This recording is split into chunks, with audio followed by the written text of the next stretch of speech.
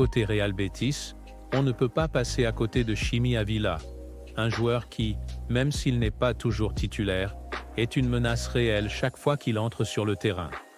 C'est un joueur qui possède une énergie incroyable et qui peut à tout moment créer une situation dangereuse. Ávila a ce côté insaisissable, capable de prendre de vitesse n'importe quel défenseur, et son style de jeu est assez similaire à celui d'Ousmane Dembélé.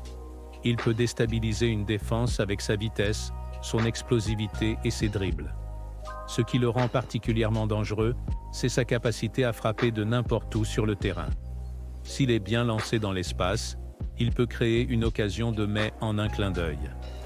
Un autre joueur à suivre côté Betis, c'est bien sûr Marc Bartra, ancien défenseur du Barça. Bartra est loin d'être au sommet de sa carrière comme il l'était à l'époque de son passage au Barça, mais il reste un joueur expérimenté.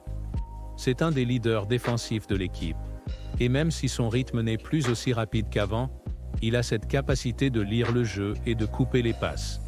Sa capacité à défendre dans les airs sera aussi cruciale pour le Betis, notamment lors des coups de pied arrêtés où il est toujours dangereux. Mais, au-delà de ces deux joueurs, il faut aussi prendre en compte l'équipe dans son ensemble. Le Real Betis reste une équipe qui peut jouer un football attrayant, même s'ils ne sont pas toujours réguliers. Ils aiment avoir le contrôle du jeu, surtout à domicile, où ils essaient d'imposer leur rythme, avec une possession de balle assez élevée.